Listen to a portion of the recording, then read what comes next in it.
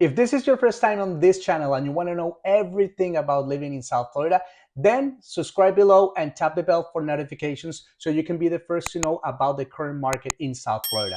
My name is Carlos Contento with Discover Living in Florida. We get calls and emails every day from people just like you looking for help on making their move to Florida.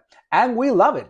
Whether you are moving in 9 days or 90 days, give us a call, shoot us a text, or send us an email. All the information is in the description below so we can help you make a smooth move to Florida.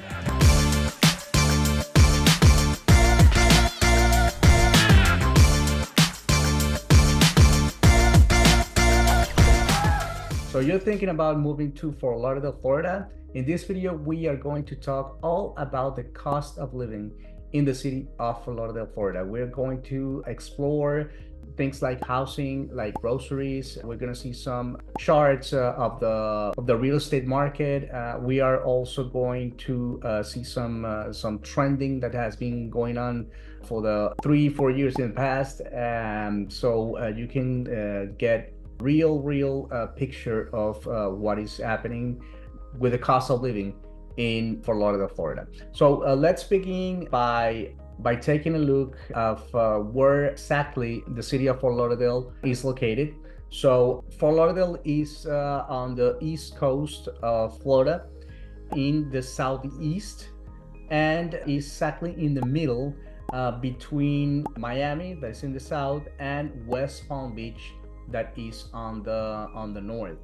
The cost of living, of course, after the pandemic, it has increased overall in the United States, mainly all over the world. But in South Florida, the major metros like Miami, like Fort Lauderdale, and West Palm Beach, they have seen the most increase in the cost of living and prices in properties. So let's take a look at payscale.com. That it says that the city of Fort Lauderdale, Florida has a 22% higher cost of living than the national average. So like I'm saying, most of the metros and the main metros in South Florida, they have seen the most increase in prices and cost of living. Housing, for example, is 61% more than the national average. Fort Lauderdale has always been a city with expensive housing, not only because it's located at the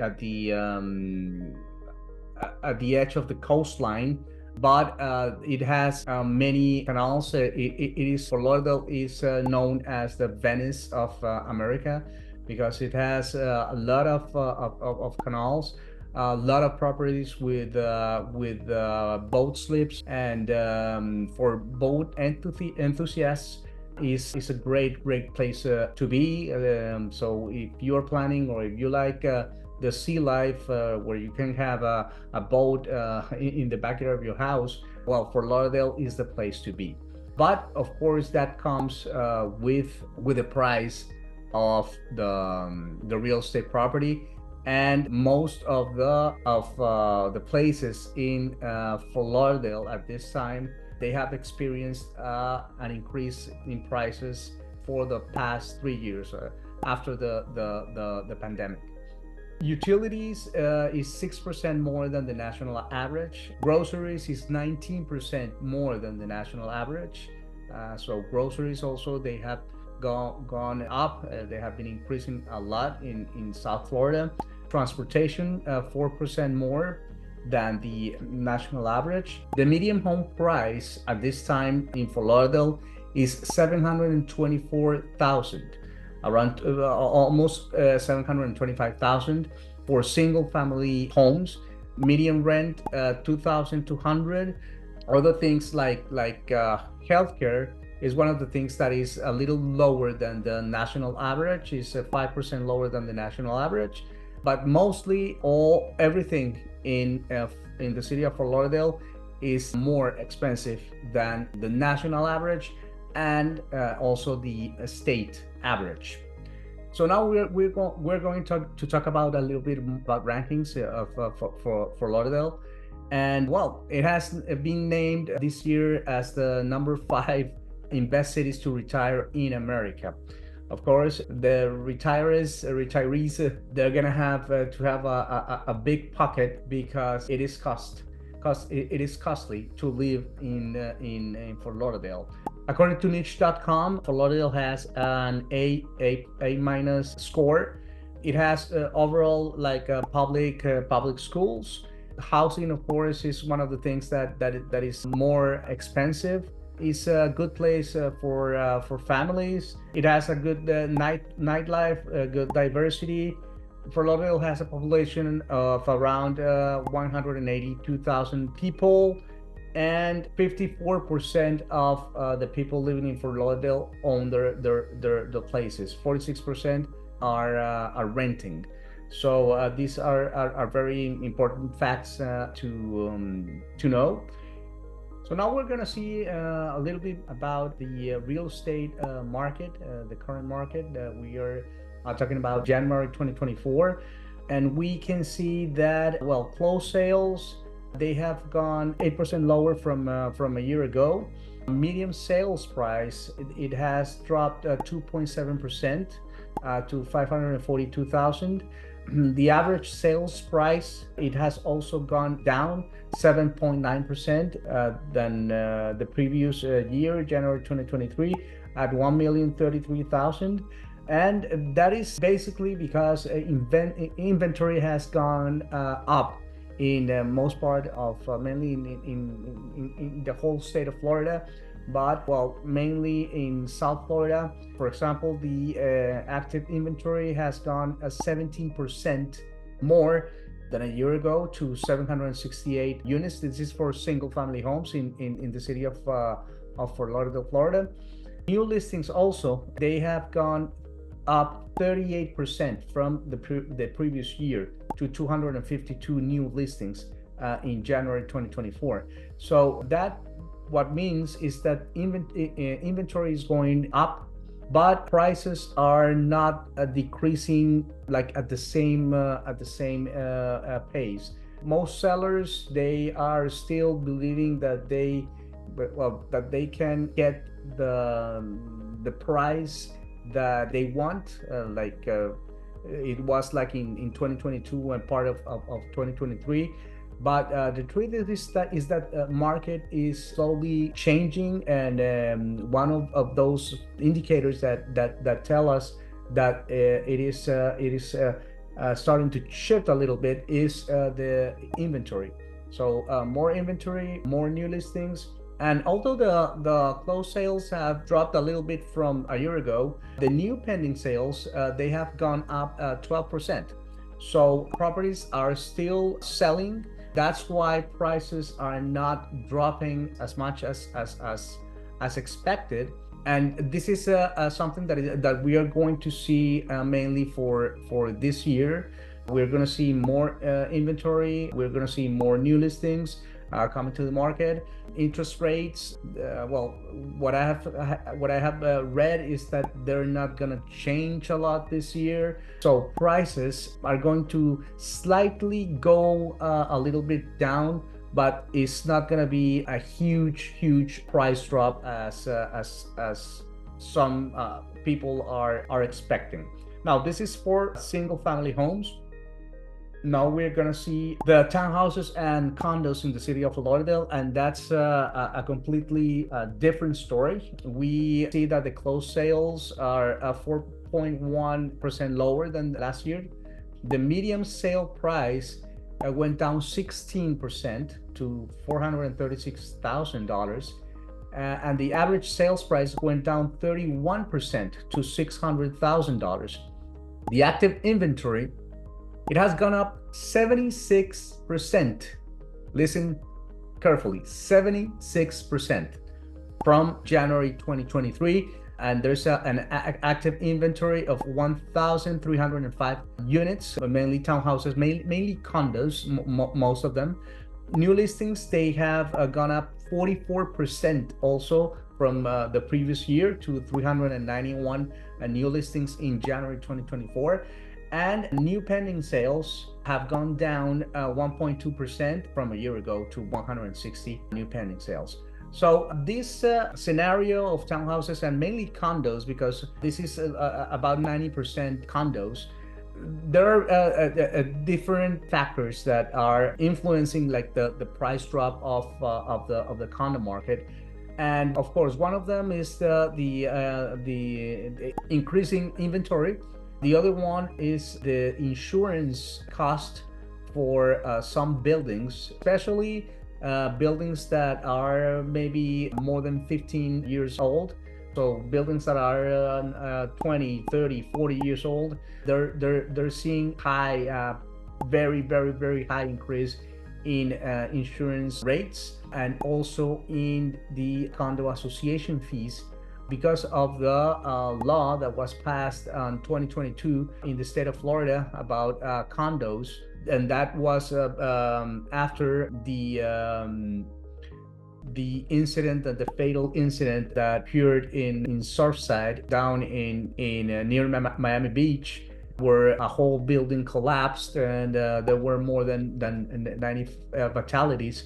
And after this event, the Florida government, they issued a law where condos, they have to have reserves, and with those reserves, they have to perform engineering and architectural studies and maintenance and inspections of the buildings. Of course, the buildings that are mainly or more near the coastline, and the buildings that are older, they are the ones that are suffering the most impact on the raising of fees and insurance costs. So that's why many of these units have started to get listed for sale. So that's why we see as this 70% increase in the inventory. And also as more units get listed, well, prices tend to go down, especially on this type of condos. It is another story for recent, more recent condos, high rises, and luxury condos. Is a different story. But for these small condos near coastline with 20, 30, 40 years of age, those are the ones that are getting affected by costs, and those are the ones that have been experiencing a dropping in the prices. So we also can see a chart of the median sales price. This is for single family homes from 2019 to 2023. We can see that mainly in quarter two, that is quarter two and quarter three, that are the summer months. There are always peaks in the sales price. The highest peak that we had was during quarter one of 2022. The second peak was quarter two 2023, and for the end of 2023, prices have been slightly going down a little bit. So this is very important to consider, very important to be aware of this as well. Fort Lauderdale is not an affordable city, but for the people that have the income and to buy in Fort Lauderdale, it could be a very good year, as this pricing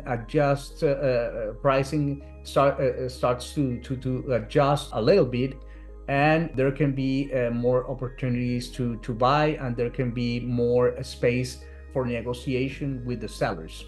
So that's something that it is very important to have in mind. Condos, they have been experiencing a very similar trend as the single families, but for this year is expected, because of what I told you, because of the increasing in the insurance premiums and in the condo fees, that prices of certain type of condos are going to go down. So this is like the overall look like of the market.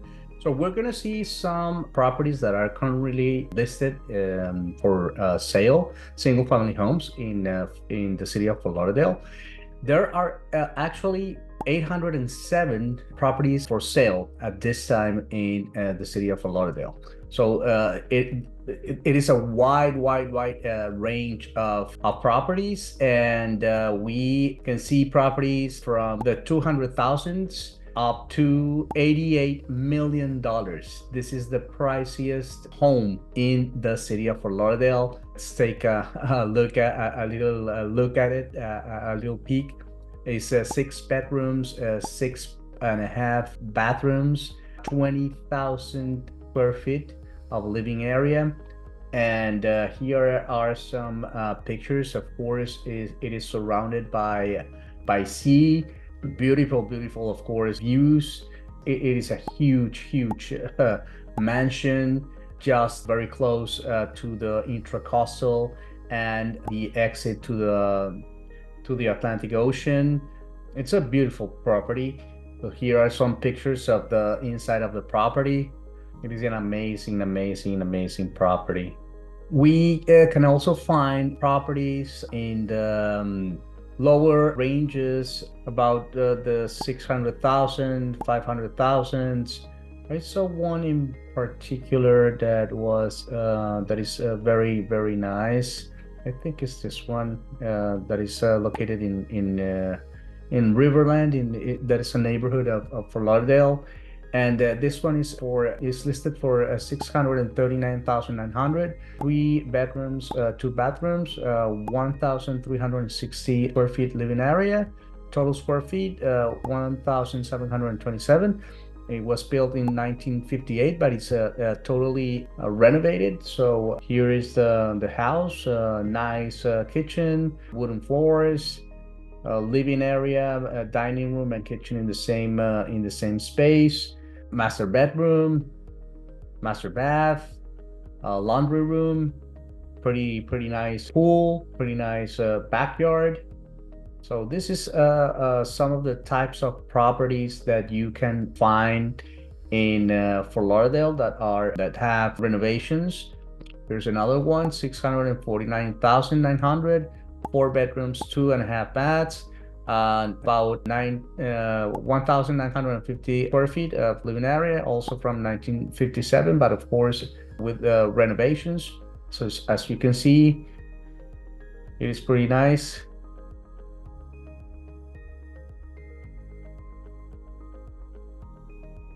So there are a lot of houses. This is another one, very nice.